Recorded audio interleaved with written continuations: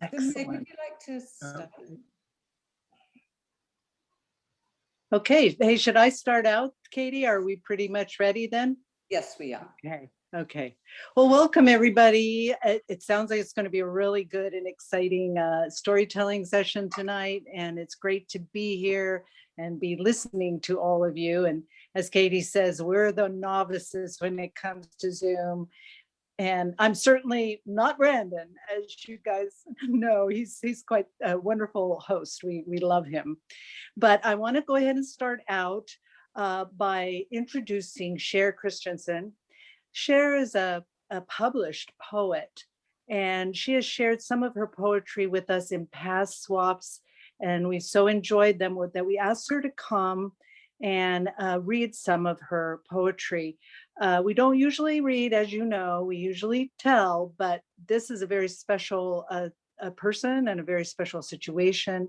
So I'd like to welcome Cher to read some of her work for us. Thank you, Cher. Okay, thank you.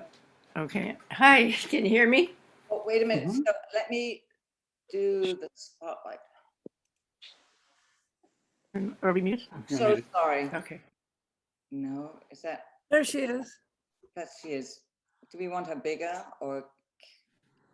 Are you Yes. okay with that? Okay.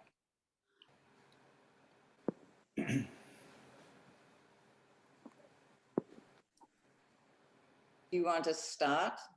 Oh, okay. First, I want to say happy birthday to Katie.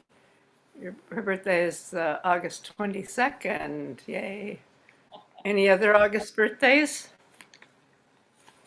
Today. Elizabeth? Today. Today? Today. Today. Yay. Happy Thank birthday. Happy birthday. Happy Elizabeth. birthday. Okay, so back in the late 80s, early 90s, I was a lot younger, and I think we all were. And I was still searching for my life purpose. I knew there was something special that only I could do, and I was just trying to figure out what it was. I had a lot of interests. I loved dancing, writing, in alternative healing. I thought, well, maybe I could write about alternative healing. So I tried writing some articles, but they were just really boring and dry. And I thought, no, that's not it. And all of a sudden, poetry started coming through. I just, was inspired to write poetry. And that was really kind of interesting because I'd never been interested in poetry. I'd never really read it very much. So I thought, well, I could create a book of poetry with these poems. And so I did. In 2004, I published my book, Star-Kissed Shadows. Then in 2007, I published a CD with my poetry and John's keyboard music. It's a lot of fun. And I actually started doing, readings at different places, different venues. And I tend to be kind of shy, which is probably hard to believe. But so I was really terrified at first to get up and share my poetry. But once I did, I loved it. It just felt like my soul was coming through my words. So tonight I'm going to share a few poems from my book. The first one is called Alphabet Soup. My intuitive whiskers sense ideas in the soft air of morning. I sigh as feathery breezes skim over me. Words slip on buttery sun through an open kitchen window into the empty bowl I've placed for my muse to fill. I lap up letter cream with a felicitous tongue. L's and M's loll and hum between my lips. Piquant P's tantalize taste buds. R's roll on my palate, stop against artful T's. Juicy N's slide down my moist throat. Satiated, I purr, curl up in the lap of God. Another one. Thanks. This one's words like summer fruit. Words can be like summer fruit, dripping with nectar of life.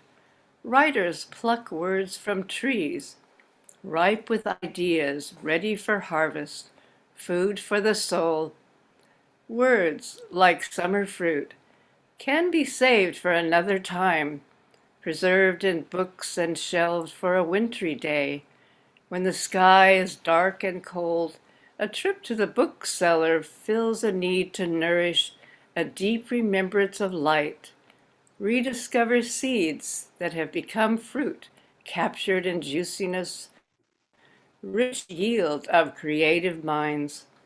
If skies turn gray with gloom and dreariness descends with deepening shadows and dungeons of the dark, curl up with a warm book and bask in stored sunlight. Even if you're skipping on the joy of balmy breezes, may my words, like summer fruit, fill you with sweet pleasure from the wellspring of inner content, mouth-watering, delicious and sweet. Mm. And let's see, here's this one's a summer poem too. It's Coyote Nights. May summer embrace you like a returned lover, wrap you in moments that trill through time, like crickets at dusk.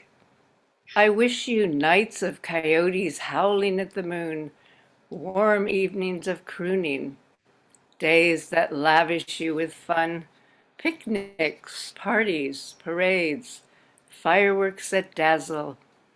May you swim in singing rivers, oceans that sway with forests of kelp. Make promises you'll love to keep. Might ice cream rich and luscious grace your lips and forget to luxuriate your hips. May the magic of summer live in your heart where the cold winds of winter can never touch all that we love. I love the summer. And there's the last one is moonshine. Loved ones, let's stop our chitter-chatter and speak of that which truly matters. Tell me who you are in frailty and glory. Sift petty concerns like flour to reveal your shining nuggets caught in the sifter. Share your dreams, wishes your heart would like to flower. Tell me secret sorrows, heartaches that rise in the middle of the night, so I might hold them close, then throw them high into the air to fly away like dark birds that will visit you no more. Tender me with words from a nectared tongue. Share your essence like honeyed mead. Intoxicate me from your moonshine cask. Let's savor our elixirs in these transient chalices. Cheers, Skol, L'chaim.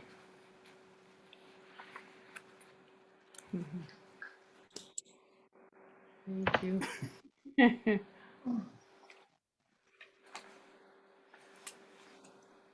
Oh, I want to announce too that I host the literary cafe that's on Zoom every Friday, and we're doing a group reading at the community market in Sebastopol on September 12th from 2:30 to 4. So everyone's invited. Should be fun. Katie came to our last one that was in Duncan's Mill, so we had a great time. So you're welcome.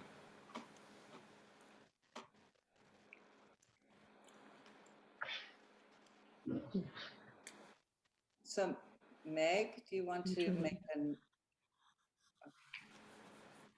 Are you?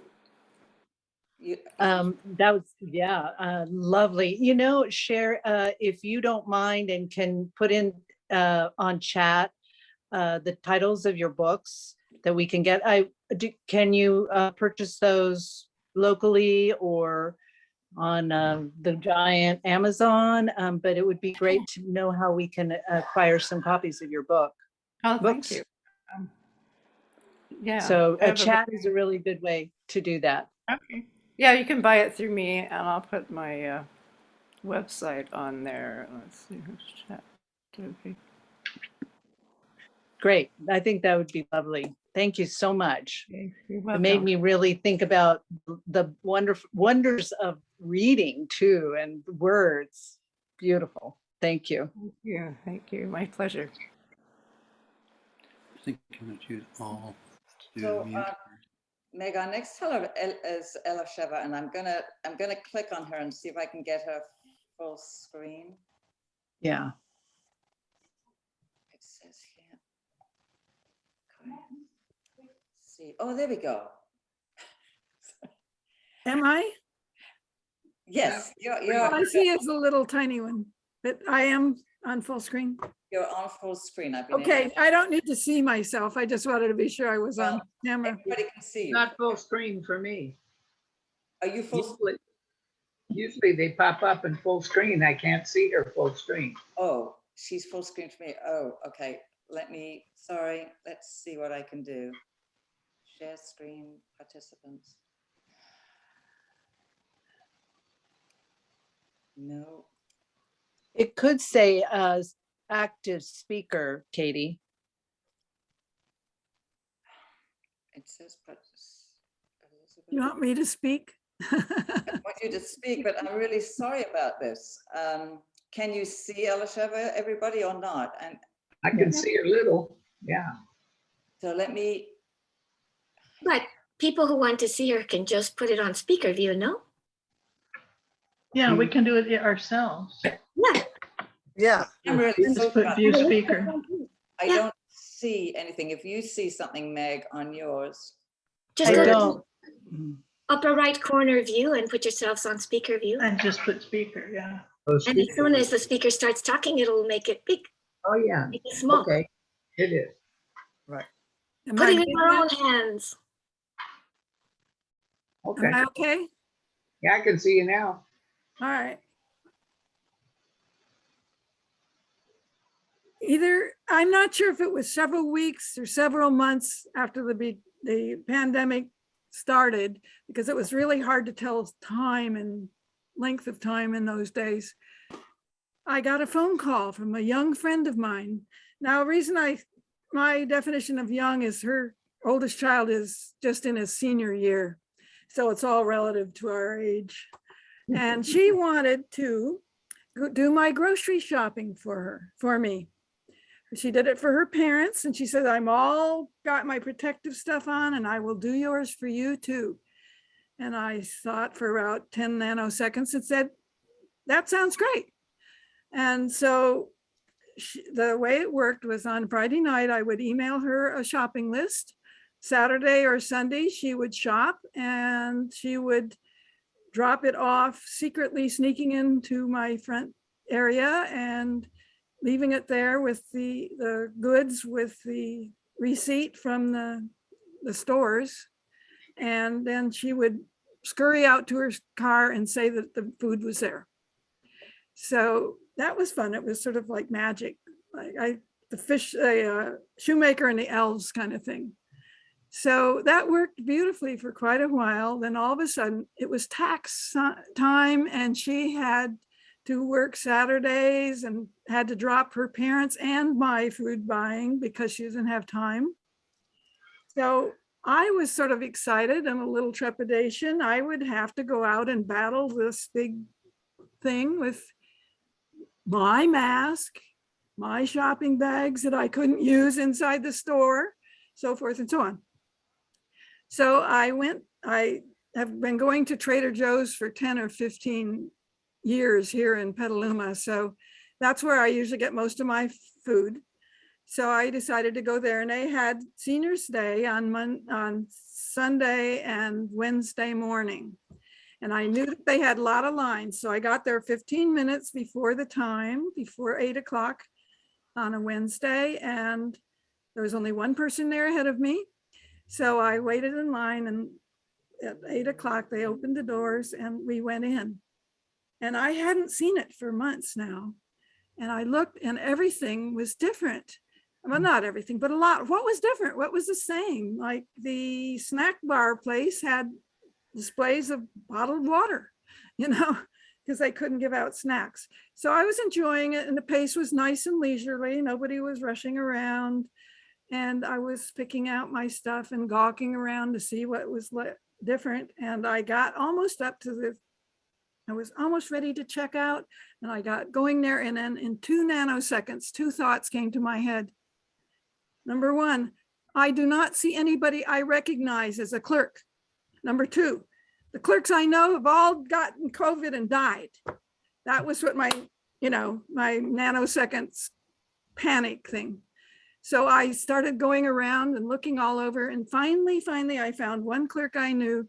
She was kneeling down, putting food on the lower shelf, so she had to get it there. And I said, did you all die of what happened? And she says, oh, they've just rearranged our schedules. We're fine. She said, there's 2 sets of people here, the college kids and us old timers. So the old timers were just not all available that day. So I felt much relieved to know that.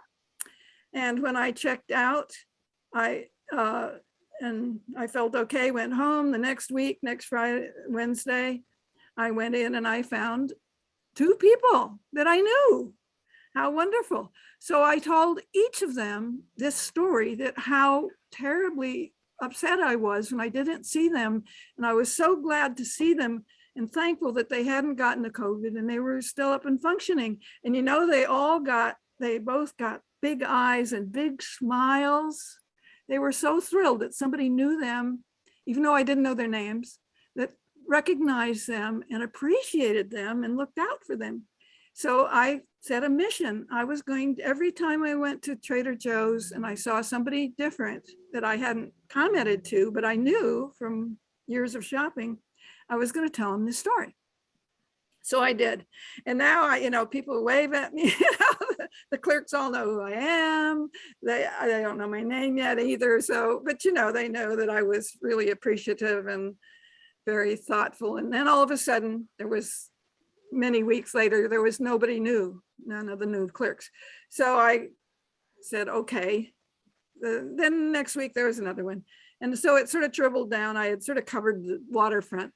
But then one day, one of the last times that it worked as having new people, I saw this. She was the youngest of the old timers.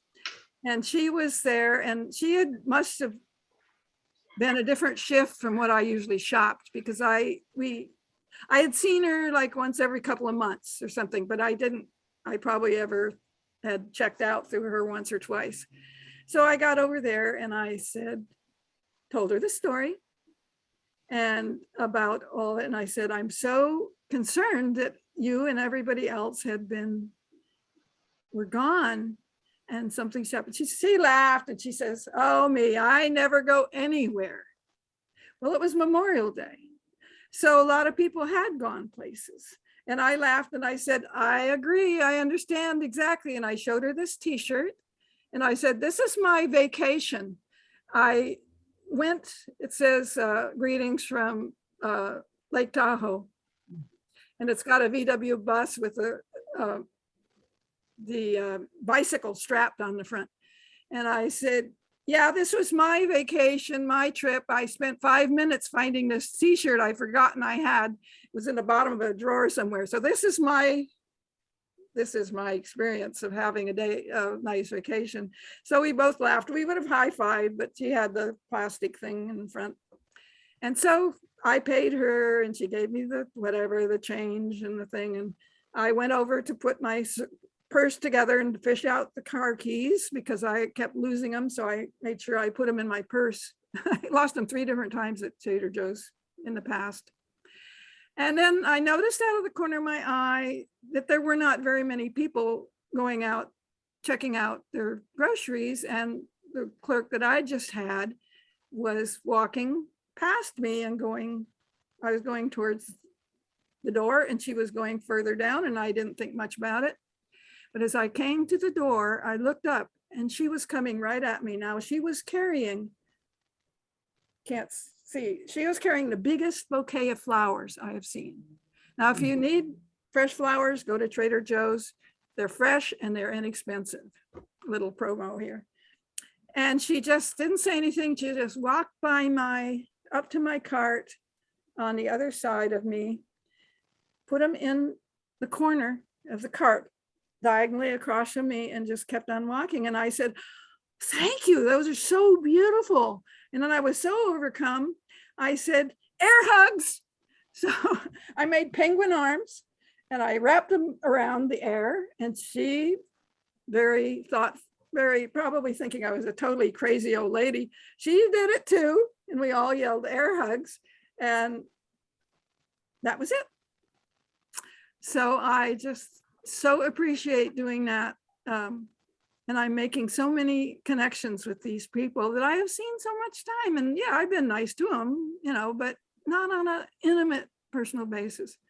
So that's my story of the silver lining, one of the silver linings I found in the epidemic. Thank you. That's lovely, Yeah, Alicia. that was nice. Thank you. Thank you so much. Yeah. Very uplifting. Good old Trader Joe's. I love it too. And I think it can spread all over the world if one tried, Thank you. You're welcome. Our next teller is Evelyn, and I'm going to try and get her up. There she is, but I'm going to try and, oops, full screen. Oh gosh, I'm so sorry. Allow to multi-pen. We is a speaker right now. Right now, cancel. I am so sorry. Well, Alicia, do you want to turn your video off? But will you be able to? No, you won't be able to see Evelyn, will you? It'll go to Evelyn as soon as she starts talking. Oh, okay. So Evelyn. Yeah. Why didn't you start your story? Okay. Thank you. Again. Okay. So you know the old expression that if you want to make God laugh, make plans. I've got a new one for this year. It's if you want to make COVID laugh, make plans. So remember back in June when we'd all been vaccinated and the infections were going down, and the rates of people going in the hospital were plummeting. And the Delta variant was something that was happening in India. So I was on the phone with my daughter. She bought a house last April. It's her first house. It's in Ohio. And I thought, hey, I have this van. Wouldn't it be great to take a big road trip now that it's safe to do so? So one of the things about my daughter, she works for a nonprofit that helps communities do permaculture projects. One of the, and she's got a connection to an eco village in Missouri. And she's like, Mom, you should go visit that eco village. I know you would love it. So I made plans. The eco village had a visitors weekend, July 22nd. And so I was going to go there to Missouri, and then I was going to go to Ohio and visit my daughter. So it gets closer, and I plan to leave the 16th to, have a leisurely time getting there. And I'm busy getting the car ready. And, I've got everything for a nice leisurely trip. I've got a tent to camp in. I've got a cot if I want to sleep in a rest area. And I've got a credit card if I want to stay in a motel. So I head on my merry way. And probably the second day of the trip, I'm listening to NPR, and they're starting to talk about all the people that are vaccinated and getting breakthrough cases like Nancy Pelosi and names I recognize, and how the Delta variant isn't something in India anymore. It's here in the United States, and it's spreading fast. So, that'd be okay, except for I'm going through states like Nevada. Every rest area I stop in, I'm the only one wearing a mask. And so, and the same thing. So now I'm going through, so I'm hearing the news telling me that all the states I'm going through have the lowest vaccination rates and the Delta variant is spreading like crazy. So I go through Nebraska, Indiana, and then here I'm supposed to go to the Eco Village in Missouri. At one point, and Missouri is one of the worst places. They have like a 30% vaccination rate, and the hospitals are already starting to fill up like crazy. I walk into a Walmart in Missouri and I'm the only one with a mask. I feel like one of those characters in a sci-fi movie where there's like the bomb's going to go off or the tsunami is going to happen. All the people are just walking around laughing, talking, completely oblivious to the danger they're in. And that was like the last time I went into a store. So meanwhile, I go to the Eco Village. Well, everybody there is vaccinated and they're all doing COVID precautions. So that was great. And I had a wonderful experience there. I go to Ohio to visit my daughter. And it's wonderful to see her. I get one of those thrills that you get as a parent. Well, you can sit on the couch while your daughter rushes around getting ready for work. And you can stay home and look at Facebook. But so my visit with her is great. And so the plan was that after I left her, I was going to go to back and in Salt Lake City, I was going to visit from high school. Then I was going to go to Oregon and visit some friends. And so I was going to have this nice leisurely trip, really seeing the country, which I've never seen. Well, no sooner do I leave my daughters in Ohio than I'm talking to a friend on the phone, and she talks about a mutual friend of ours in Santa Rosa that's fully vaccinated and got COVID from her adult unvaccinated son. Well, and even though she did, thank goodness, because of the vaccine, she didn't get hospitalized, she still got really sick. And there was something about that, being able to like really put a face to somebody with a breakthrough case that completely shifted my plans. So instead of the leisurely country tour, I now feel like a Le Mans driver. I am getting back to California where I could, where people still believe in wearing masks. So I drive from Ohio to Lincoln, Nebraska in one day. The next day, I drive from Lincoln, Nebraska to Rock Springs, Wyoming. And then the third day, I look at the distance between me and Sonoma County. It's 954 miles. But I get up at 5 a.m. I was still thinking, that would be crazy. That would be crazy to do 954 miles in one day. But I guess because that's what fear can do, I sped home. I was like one of those race car drivers, you see you pull in, there's the pit stop, they change the tires. That's what I was like at every rest area. So I zoomed and I got to Winnemucca. I'm at Winnemucca at about 5 o'clock in the afternoon. I thought, well, maybe I should sleep here. I tried for about 5 minutes. I couldn't do it.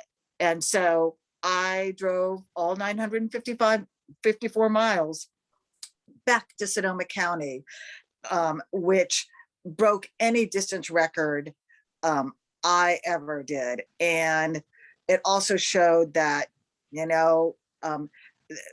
like what I said, that that if you want to make if you want to make COVID laugh, make plans. And I've learned the hard way that the next time I make plans during a pandemic, which I hope there is never one, I'm going to really wait till it's really, really over.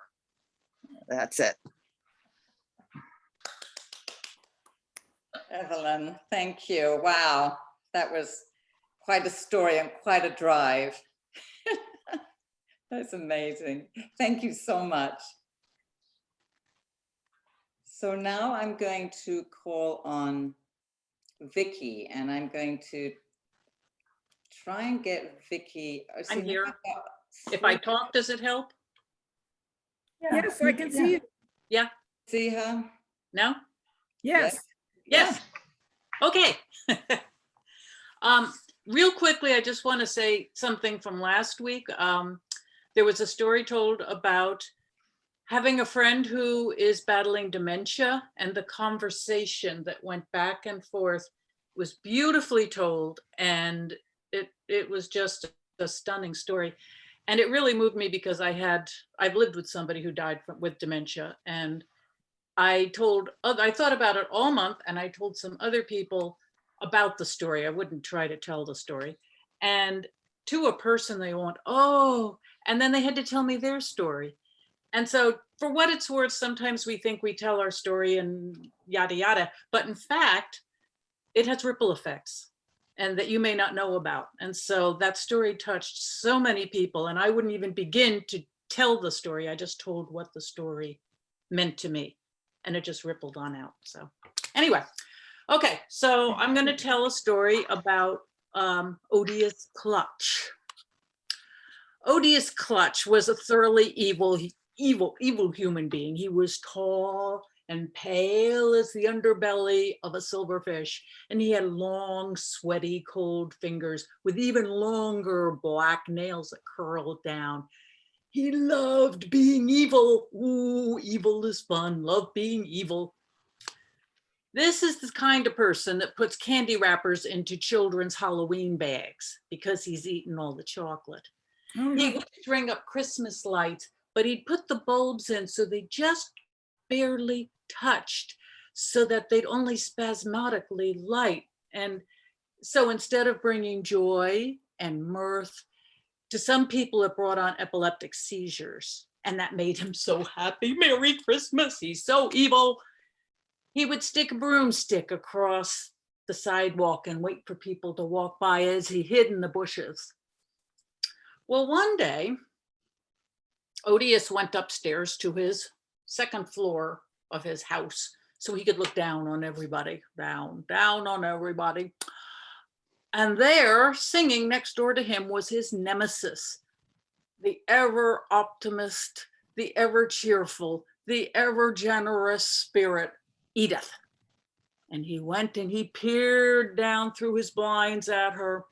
And there she was, round and beautiful as an apple, with all this mass of curly hair and her red dress and her hot pink scarf and a big school bus yellow ribbon in her hair, talking to her flowers. Well, this was late winter and there should be no flowers, but in Edith's garden, of course, there were flowers, huge flowers that looked down on her, and she sang to them and they spoke back to her, and everything was just beautiful, and it made Odious nuts.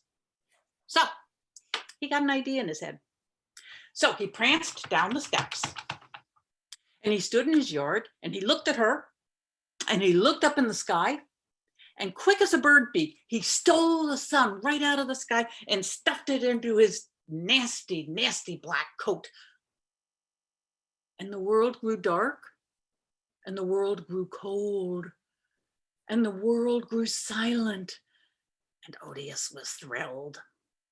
So he went back upstairs and he sat in his corner with his knees up under his chin. And he giggled to himself, I'm so bad, I got the sun, nobody else does. Then he went and told his best friend who lived with him. His best friend was his mirror. So he ran over to the mirror and he said, I did something really evil, really, really, really evil, really evil. Oh, want to hear what it is? It's so evil, I stole the sun. And the mirror, being his best friend, said, oh, you're so bad. Oh, I hate you. Oh, you're evil. Oh, you're evil, you're evil, you're evil. And that made Odious feel really, really good. So then he went back to his corner, pulled his knees up under his chin. But you know, the problem is that when you're evil, when you've gotten everything you want, it's boring. I mean, it's really boring. There's nobody to irritate. There's nobody to humiliate. There's no flowers to pick because it's too dark. There's nothing to do. So he went to the mirror again, which never failed to amuse him. And he said, who's evil? And the mirror was even bored. And it said, oh, for God's sake, Odious, you're evil. Go away. For crying out loud, you're evil. Go, go. Poor Odious.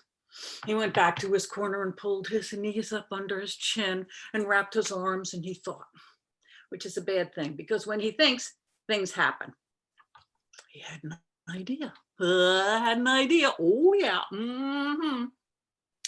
Pranced down the steps, went down to the town square, which had an enormous black wintry walnut tree with not a leaf on it, but black branches just sprawled into the sky. It was the perfect backdrop for Odious Clutch, who stood at the very base of it and said, I have the sun, I have the sun, I have the sun, you have no sun, it's dark and you can't do anything about it, it's dark. And he opened his coat just a little bit and he took the sun out, which was held in a bag, all stained and greasy, and he shook it. He said, look, I've got it. And this gray light pulsing, seeking to escape. And people looked out their windows and people looked out their doors, but nobody came out. He said, you can have it, but you've got to give me money. And he stuffed it back in his coat and he went back home. The next day he pranced down the steps again and he stood at the base of the tree and he said, I've got the sun. I've got the sun and you don't have it. You've got to give me money. And as he was waving it around, it glimmered and it grew even brighter. And that's when he noticed that all up in the tree were hundreds of beautiful shimmering suns looking down on him. Beautiful shimmering things. And he thought, well, I got to have those too. So he took the bag and he took the end of it and stuffed it in his mouth.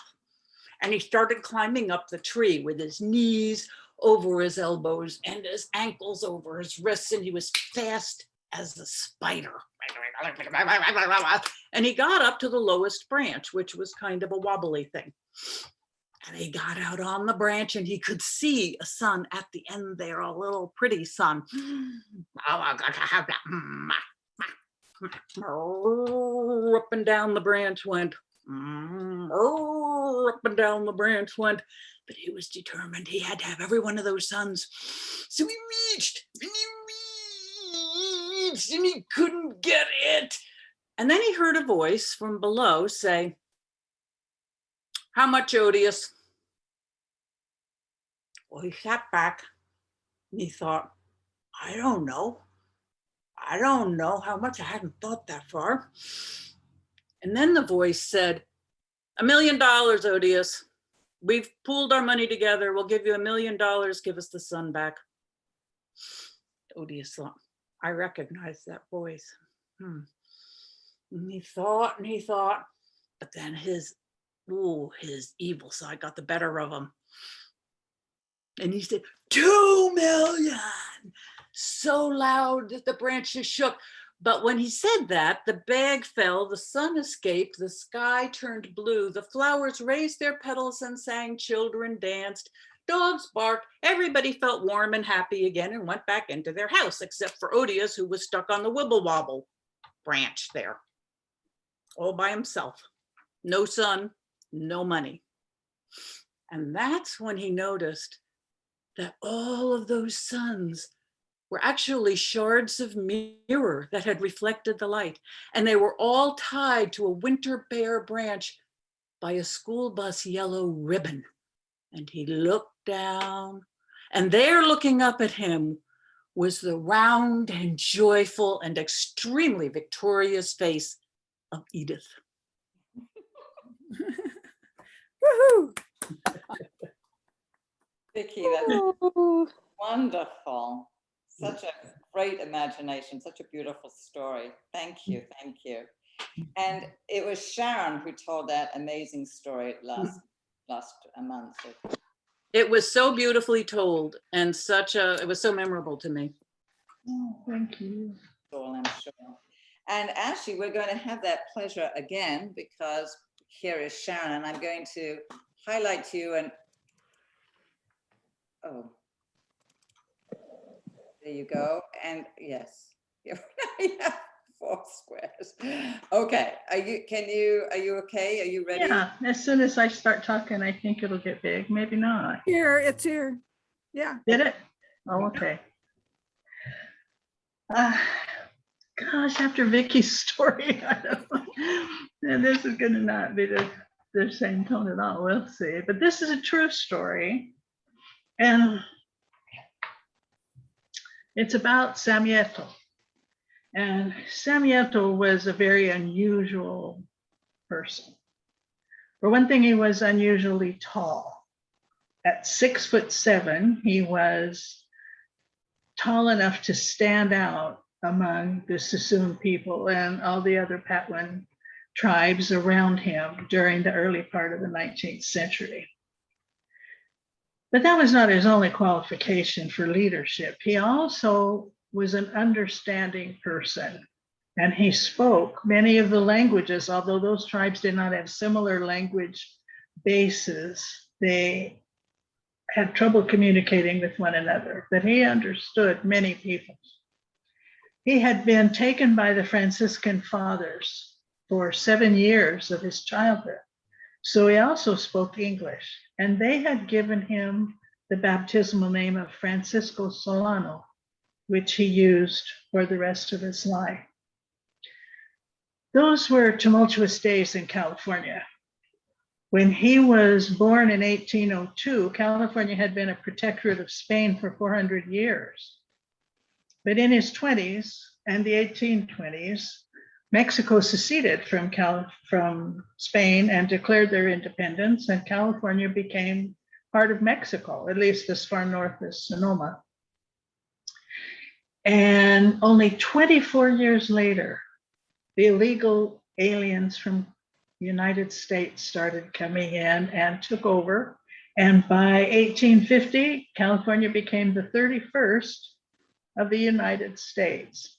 Now, none of that was accomplished without disputes and distress and angers and outrages and injustices and misunderstandings. It was a very tumultuous period of time.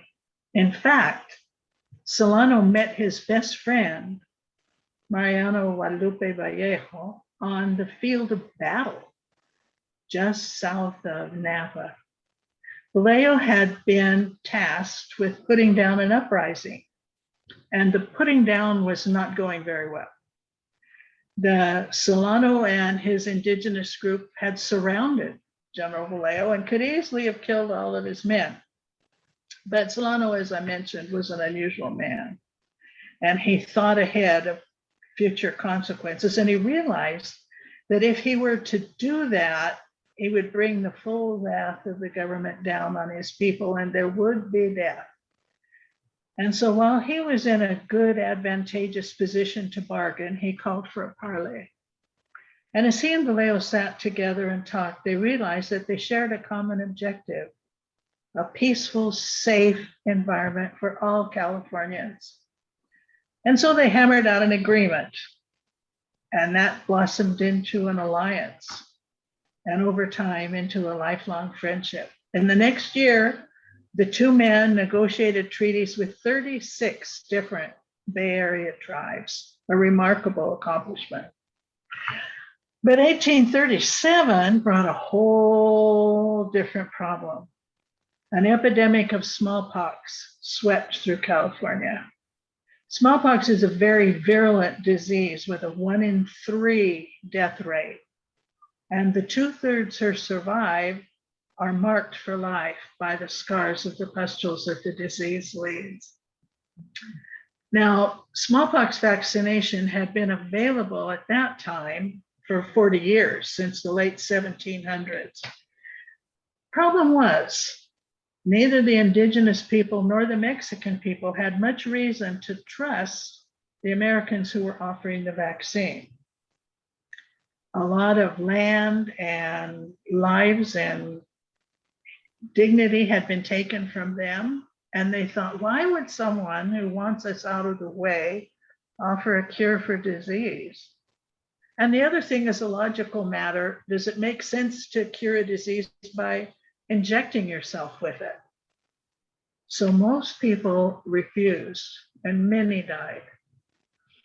But Solano, as I said, was an unusual man.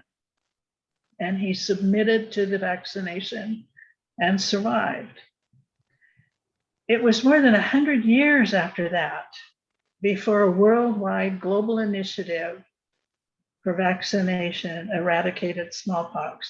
The last naturally occurring case of smallpox was in 1977 in Somalia. Well, when I was coming up, which was a little bit before 1977, smallpox was still a threat, and we had to get vaccinated. And at that time, the vaccination was not a simple injection. They used a two-prong, I bet some of you remember this, they used a two-prong instrument and 15 different pokes to abrade the skin enough to accept the vaccine. And then it would scab over and you would have a nickel-sized scar. So there were no counterfeit vaccination cards because you couldn't counterfeit that. You could just roll up your sleeve and say, yes, I'm vaccinated, and we have it. But it was not a matter of choice. It was not optional. It was not forced. It was forced. It was not something we got to choose. I'm grateful for that because I think if I had had the choice between that nasty shot and not taking that, I might have made the wrong decision.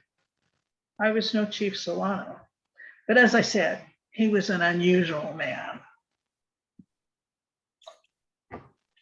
Wonderful, Sharon. Thank you. A really timely story. Yeah. Very timely. I'm wondering if we want to take a short break now of like 5 minutes. And I'm going to try and, it's like about 10 to now. Maybe we can be back by 5 to 8 or by 8. And I'm going to try and sort out my screen, and I apologize if you can't get a very good view of the tellers. Are we going to share afterward? Yes. Oh, yes. So afterwards, when we come back from the break, we have the prompt question. We're going to share, and then Genevieve, you will tell, and we have Mary, myself, Elaine to tell too. So please just take 5 minutes, and I'm going to stop the recording, and then we'll come back in 5 if that works for everybody. Sure. Okay. Thank you so much. Katie, we're seeing the tellers quite easily. Oh, you are? Yes. Yes. Oh, If everybody puts themselves on speaker mode, the moment the speaker speaks, it will highlight the speaker, and the rest of us are, a small number of us are up on top. Yeah. okay. Well, do you want to, shall we go ahead then and do the question, and then we'll take a break? Shall we do Sure. that? Whatever you want. Okay, so remember, your answer must be very brief, and it could be, this is a test. I can, yeah. So my question is, like, right now in August, the beginning of August, it's the Celtics talk about the Festival of Lammas, which is harvest. So the question this month, I thought would be good. What are you harvesting right now? Do you have something to harvest from your garden? Do you go to the farmer's market? Do you go out into the wild? Do you go to the ice cream parlor? So I will start. I'll say my name and where I'm from. I'm Katie Mangan. I live in Santa Rosa, and I go to the hedgerows and I look for blackberries. And of course, because we haven't had much rain, they're not very big, but sometimes you get some really plump ones and they're wonderful. So, all right, so now I think I'll call on Meg. Meg, are you there? Yes. Hi, everybody. Yeah, Katie, it's going great. We can see the tellers. It's wonderful. So no problem as far as I think we're mostly concerned. Okay, so, my kids just moved into a new house, and in the backyard is a beautiful peach tree. And I think it must be 100 years old. They used to call this area Peachland, didn't they?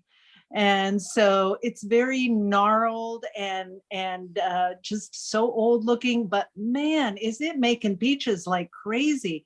And peaches have always been so rare in my summer life because they're pretty expensive and they get ripe. You got to eat them right away. And so we have been absolutely feasting on peaches this year. Elisheva. Oh, I'm Elisheva Hart and I live in Petaluma. And I don't have much of a garden. My parents are great gardeners, but I was good at planting bulbs and paths. But I do have some purple, tiny little purple flowers growing in a big bunch, and which I don't know of their names. They're lavender color and green leaves that are sort of ziggy-zaggy on the edges. And I took some into my boss and just a little jar, and she wanted a part of the thing, part of a plant to plant. So I dutifully, and actually I had my mind to ask her if she wanted some, but she beat me to the punch. So I harvested that and brought it into her. And as far as I know, they're still growing. We've just done it a week ago. So that's it. Okay. Evelyn, what are you harvesting? You need to unmute. Yeah. Okay, there I am. Um, well, nothing right now because it's because I just got back from that crazy trip. But I did get to go to an eco village, and I helped I did a day of corn shucking with a group of people there, and that actually was actually fun. So I got to eat some Missouri corn. Lovely. Thank you. Mary Turner, what are you harvesting? Mom, what are you harvesting? What are you enjoying this? What I am harvesting is the pleasures of a long life and a long memory. And so I'm harvesting my memories. Oh, that is wonderful, Mary. Thank you. Vicky, what are you harvesting? We have a volunteer nectarine tree that grew up out of compost I put around our roses. So we have roses and then we have a nectarine tree. And we had hundreds of nectarines off of this thing. They were small, but they were really good. And then a friend dropped off a gigantic box of pears from her trees. So I went around and I must have given 10 families boxes of pears and nectarines. And that was really fun. I mean, from an abundance on either side, and just put them together. And yeah, so that was cool. Oh, thank you. Elaine, what are you harvesting? Well, since I'm fairly new where I'm living here in the gardens, I'm harvesting new friends. Excellent. Lots of them. I love that. Well done. Awesome. Sharon, what are you harvesting? Everything grows up here because it's wet and green, and I am surrounded by hydrangeas, which people told me how easy they were to grow when I was in California, and I must have killed half a dozen hydrangeas, but now I have hundreds of hydrangeas of every color, so it's wonderful. Oh, Where are you living? Bremerton Bremerton. in Washington, yeah. Bremerton, Washington. Dawn, what are you harvesting?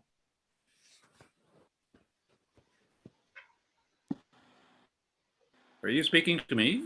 I'm speaking to you. So yeah, we've got zucchinis and tomatoes and kale and anything else. No, we just have pots out in the backyard. We used to have a garden down the road, and a big garden, and now we're just doing it in smaller pots, and it's easier to take care of, and it keeps the gophers out. That's important. Jen, do you have something special that you're harvesting? Yeah, we're in Bodega, by the way, and well, I'm actually working on a new book of poetry. Yeah, so that's kind of what I'm harvesting at the moment is some new poems. Perfect. Thank you. Vina, what are you harvesting? Well, I'm harvesting peaches too, but not because we have a tree here.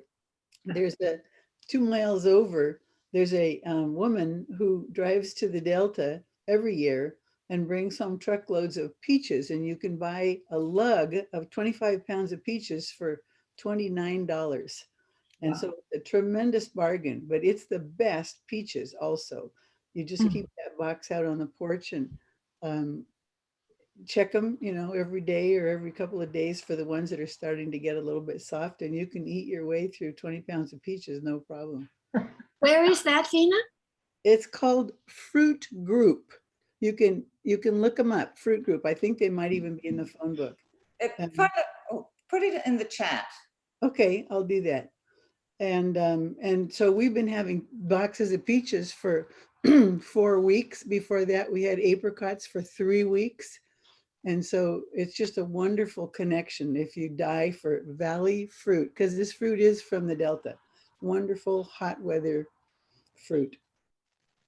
So I'll go get the phone number and I'll put it in the chat. Great, thank you. Mhm. Deb, what are you harvesting? Well, hi. I'm harvesting the peaches that are growing on the other side of the fence. And I I park my car in the parking lot in the neighborhood I live, and the neighbors on the other side of the fence have a peach tree. And some years what it likes to do is drop all of its peaches on top of my car, but it doesn't, they're not ripe yet. They're just peaches all over. So I'm trying to not slip on all the peach pits and all these imperfect peaches. But guess what?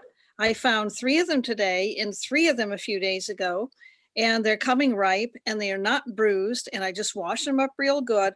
And there's nothing as mouthwatering as a fresh late summer peach. So I'm grateful to have them.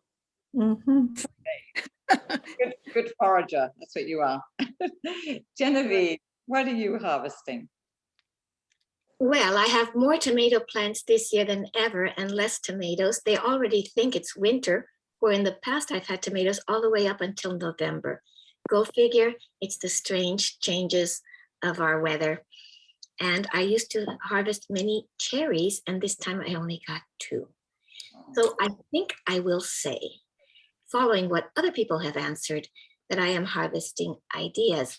These are my index cards with prompts about things I can write about. And the reason it means a lot to me is that I had lost a lot of my life because I couldn't remember it based on certain circumstances in my life. And ever since I started telling stories, I'm beginning to remember my own life. A very important thing, because as I get older, the friends I relied on to remember my life are no longer here. So thank you, storytelling. That is wonderful, thank you. Anne, what are you harvesting? I am harvesting new memories with my 2 grandchildren who live very close by, but whom I couldn't see at all during the height of the pandemic. And now that we've been vaccinated, we can get together again as a family. So it's just wonderful to be harvesting new memories with them. This is so, what wonderful fruits we've got from this. This is amazing. Nicolene, what are you harvesting? Nicolene. I don't see her anymore. Oh, okay. All right, so Kenneth, what are you harvesting? Well, I have to agree with Anne and Mary and just memories. My grandchildren from San Diego are visiting us here in Georgia, and it's great. Just harvest the memories and make new memories, and Right. So I agree with them. Oh, lovely. Thank you. Thank you for joining us, Kenneth. Yeah, sorry we were late. The storm we had a storm pass through and it messed up the internet a little bit, so. Well, no, this is wonderful because I know That's it's late for you. Patricia, what are you harvesting? Well, likewise, we haven't lived here long enough to plant a garden yet, but we certainly enjoyed the fireflies tonight. And I can't say we harvested them, but it was a beautiful experience. And I don't know what else. Well, you picked flowers with Abigail. Today I did. There were some wildflowers that look like little miniature sunflowers. And so I did harvest those, I guess you could say. Yeah. We wish we had a storm to interfere with our internet. Yes, it rained for about 2 hours. Torrentially. Yeah. The swimming pool was just jumping like popcorn in it with the rain coming down. And then just before the storm ended, we actually had hail. And I hadn't seen a storm like that in a long time. Wow. So I wish we could pack it up and ship it to you. I certainly do. Part of it. Send some to the state of Washington too. We're awful dry up here. Yes. Awful dry. Yeah. Yeah, that's what I've heard from all our friends in Washington and on the West Coast. Everyone. Yes. Yeah. Well, thank you, everyone. The great answers. Wonderful, wonderful sharing and harvesting. So let's take a 5-minute break and I'm going to pause the recording and we'll see you in 5 minutes. Okay. Around his waist. What? Go ahead. He took his kerchief around his waist and pulled it over the skeleton. And when he removed it, there was the body of their father lying in the grass. So they knew then what had happened. The lion had killed him as he was killing the lion. But what were they to do next? Never mind, said the fourth son. My gift is to breathe life into anything. And so he leaned over his father and blew in his face. And the man opened his eyes and greeted his sons and said, what's going on? So they said, well, we think the lion attacked you, but we've come to take you back to the village. So they went back to the village, and of course there was great celebrations. And the first thing that happened was that the little boy said to his mother, this is my father? And she said, yes, dear, it makes me very, very happy to introduce you to your father who's been gone for a long time, but now he's back and he will be able to take care, rule the tribe. Well, the little boy said, you see up there in that one and only tree that stands over the mound of my father's prominence? It has that cowtail switch, which is so beautiful. And I always wondered what it was like. I would like to have it. Oh no, said his oldest brother. You don't deserve it, but I do, because I was the one who led my brothers and followed the trail and found him in the jungle. Oh, wait a minute, said the second son. I was the one that found the skeleton and was all mixed up with those lion bones, and I knew which was which, and I laid it out, and I was the one that found the skeleton. And the third one said, okay, but what good was a skeleton? I was the one that gave you a body. And so we could tell that it was you and not some other person. And the fourth brother said, but what use was a dead body to us? but I breathed life into you, and therefore I am the one that deserves the cowtail switch. And the chief looked at the 4 men, and he looked at the little boy who was sitting on his knee, and he said, you all did me a marvelous, marvelous favor in finding me, bringing me back to life, bringing me back to the village. But I am going to give the cowtail switch to this child sitting on my knee because he was the one that remembered. And that is the end of the story, because as long as we are remembered, we are not really dead. Beautiful telling, Mary. Thank you, thank you, thank you for that. We just so enjoy hearing your stories. They enjoy hearing your stories. Oh, good. Thank you. Thank you. And I'm sorry that I had forgotten to press the record button, so we lost the first part of your story in the recording, Mary. They lost the first part of the story. Oh, dear. I We know. understand. I'm so Too sorry. bad. Technical Something else error. next time. Father technician. Genevieve, are you ready to tell your story?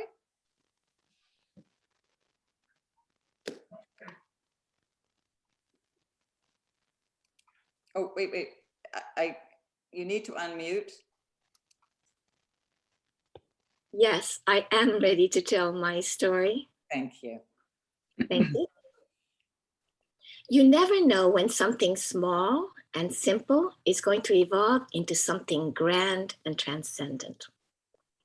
When I met my husband, before he became my husband, I had first gone on 2 walks with him, and I found him so easy to be with. It was wonderful.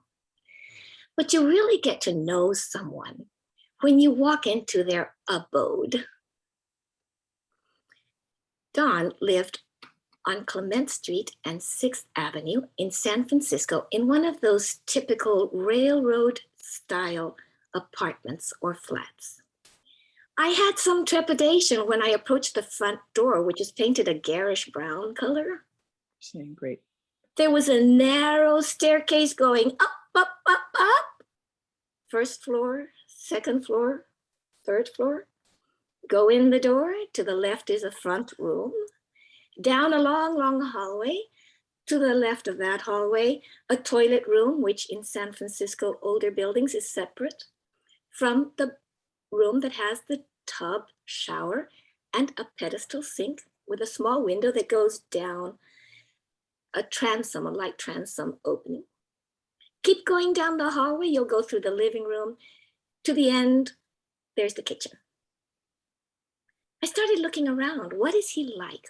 What does he like? And what does that tell me about him? When I passed the bedroom, I had seen records and an incredible stereo setup that had speakers to both sides of the house. He likes music.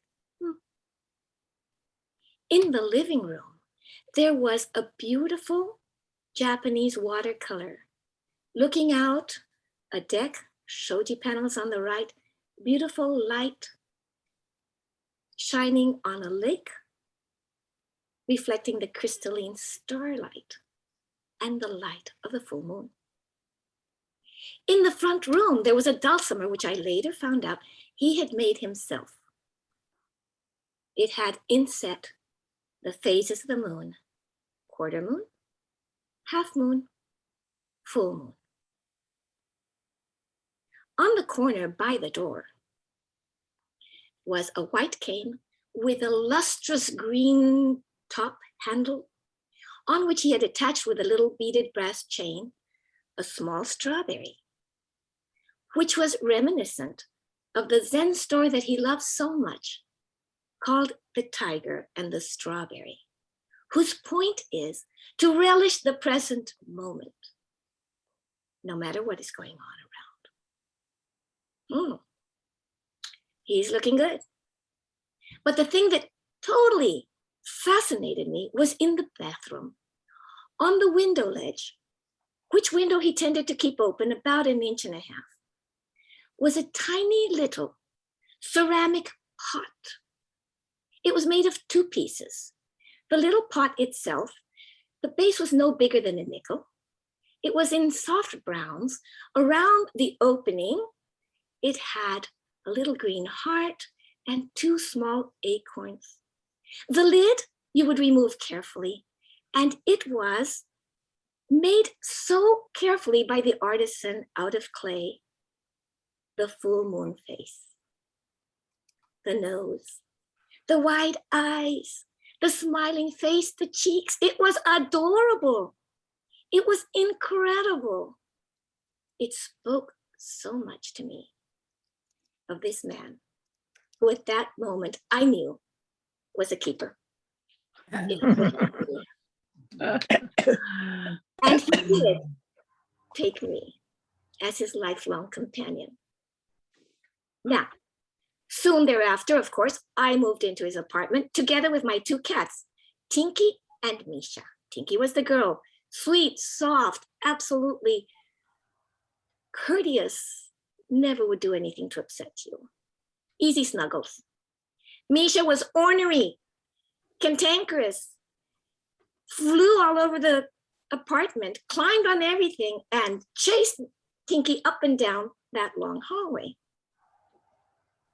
One night, I heard Misha climb onto the pedestal sink. Before long, I heard a sound that I didn't need to have explained to me. Misha had batted Mr. Moon off of the window ledge. It went through that 1-inch opening in the window. Out, out, out it went, gone, gone, gone, gone it was. Don didn't need an explanation either. He knew what had happened and he was livid.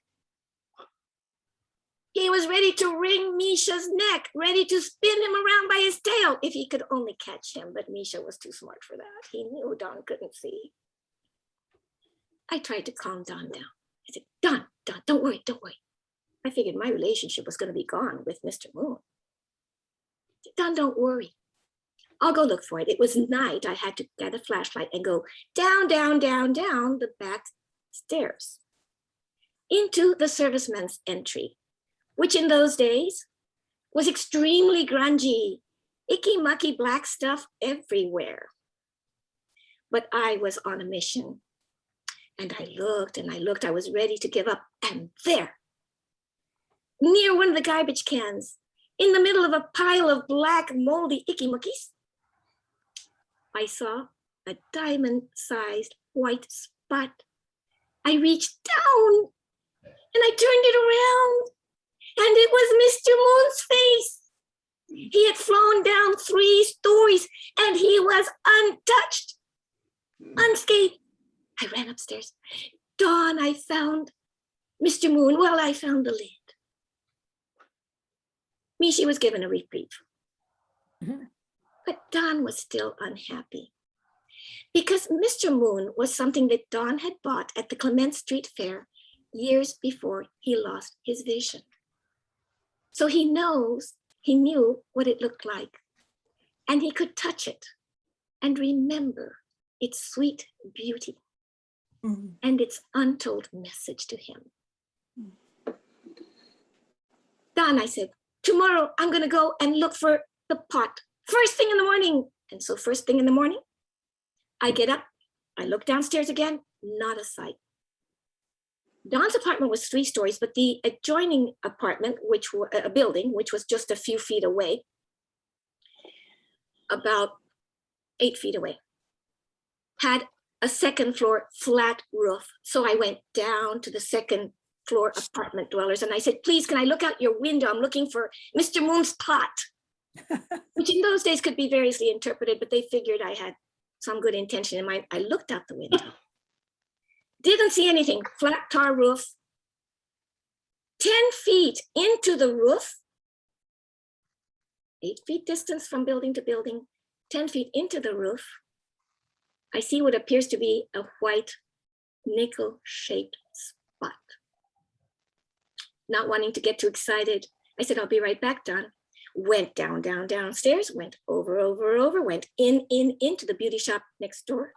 Asked the Chinese beauty salon people if I could go up their back door, up their fire escape, up, and across that flat tar roof, I picked up that white nickel shape, and lo and behold, it was Mr. Moon's pot. And he didn't have but the pinprick nick on him. Soon, Mr. Moon was reunited, face and pot, and all was well. Mr. Moon helped us through many, many times that were difficult and who were joyous. Sometimes I would bring Mr. Moon to Don so he could hold it as he went through some difficulty. Sometimes he would bring it to me to console me. Time passed. We were told by doctors one time, we were in the hospital, and I came to know that there would be no more full moon nights for Don and me. No more going out and holding hands and letting Don bask in the glow that he couldn't see. We were told that we could have comfort care because we'd gone into the hospital on a Wednesday. And Thursday, Friday, Saturday passed as we waited for time to do what it does. On Saturday morning, I opened the windows to the the curtains to the panoramic window. And there, in the bright blue of daylight, was the largest full moon I have ever seen. I swear to you, it felt to me like it covered the whole glass. Don died 12 hours later. It is not an easy ride away from a hospital where you have left your beloved. But as I drove home that evening, that night, it was actually 2 a.m, I had Mr. Moon in my pocket. And I was followed by the light of the silvery moon. You never know when something small and simple will be evolve into something grand and transcendent. Thank you.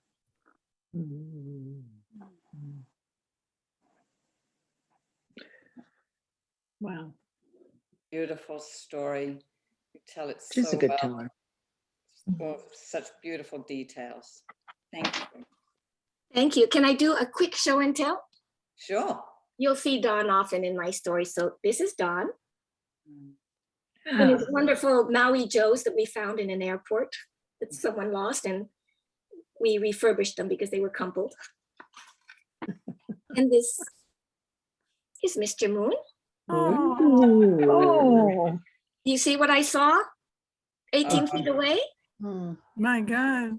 You see what I saw at the bottom? Yeah.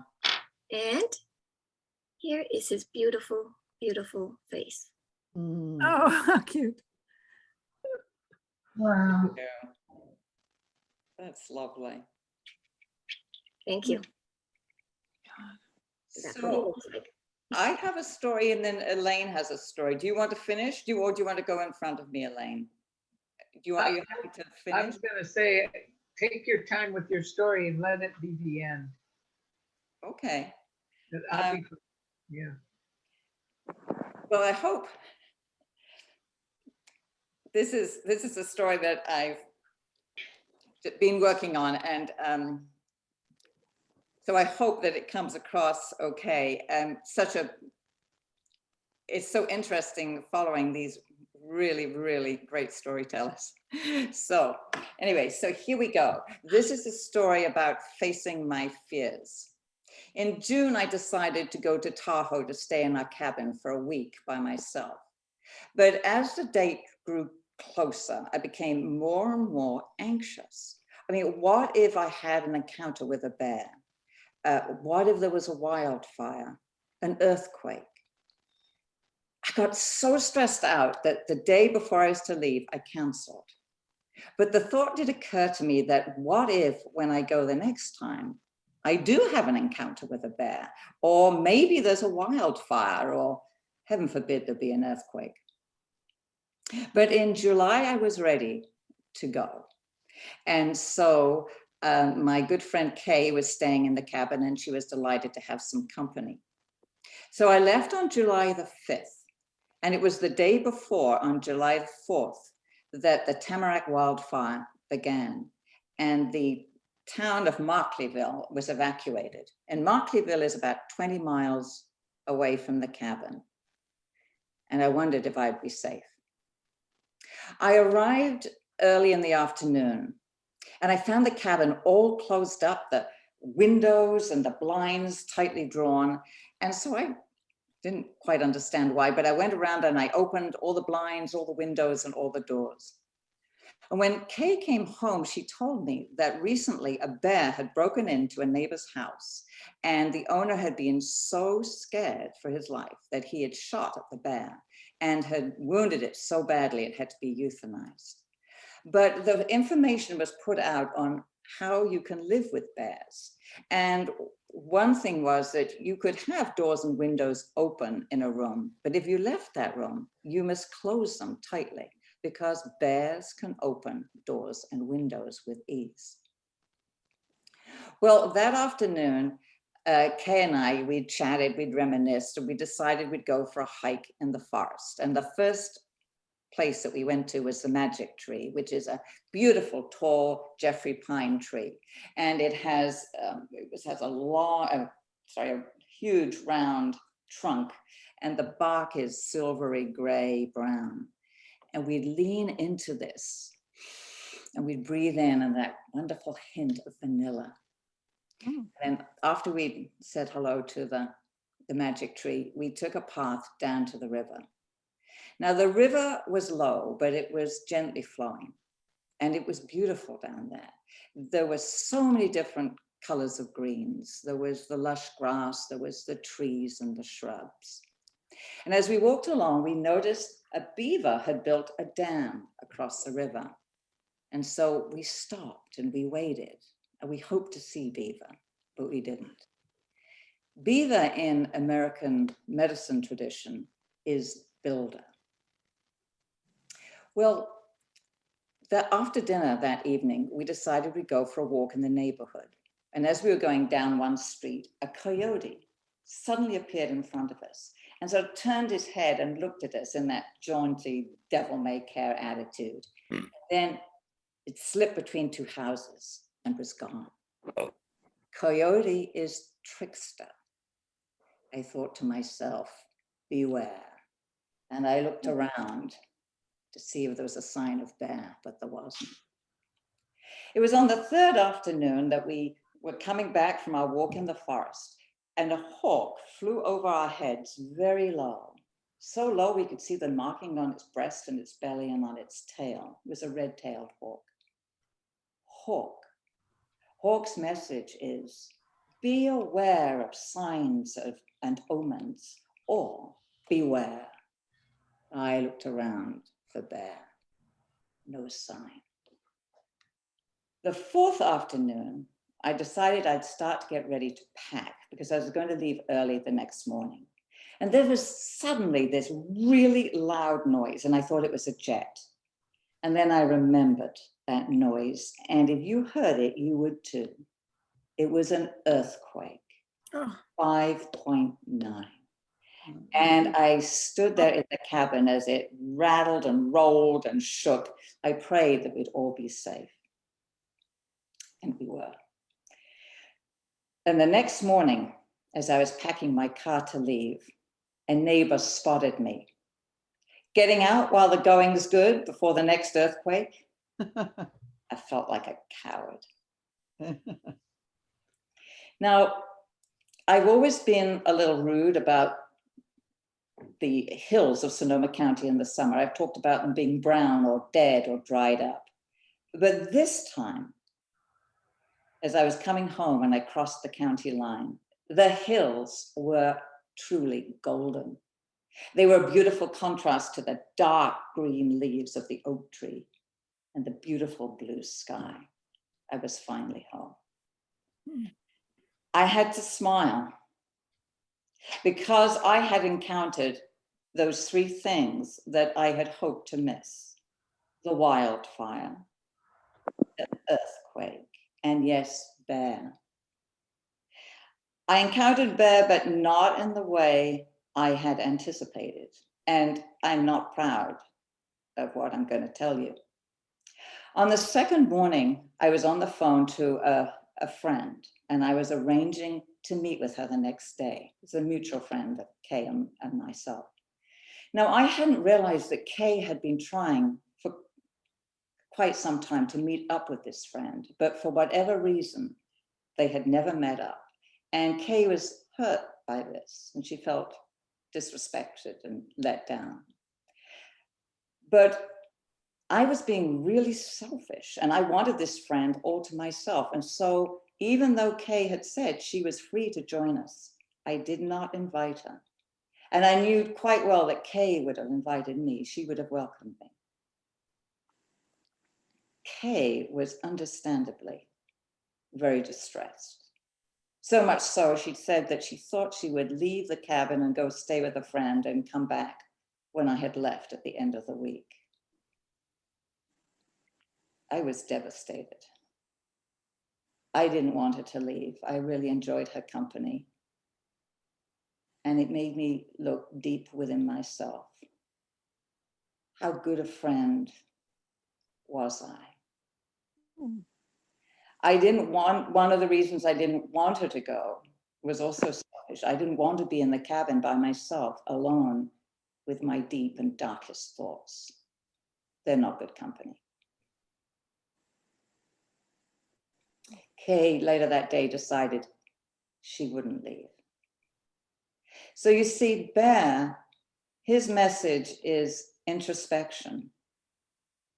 Bear didn't need to appear to me physically. Bear knew that I was beginning the work on the inside.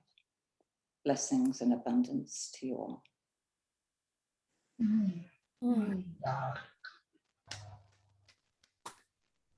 Thank you. So are there any more stories? That's a great story. This has been a wonderful evening.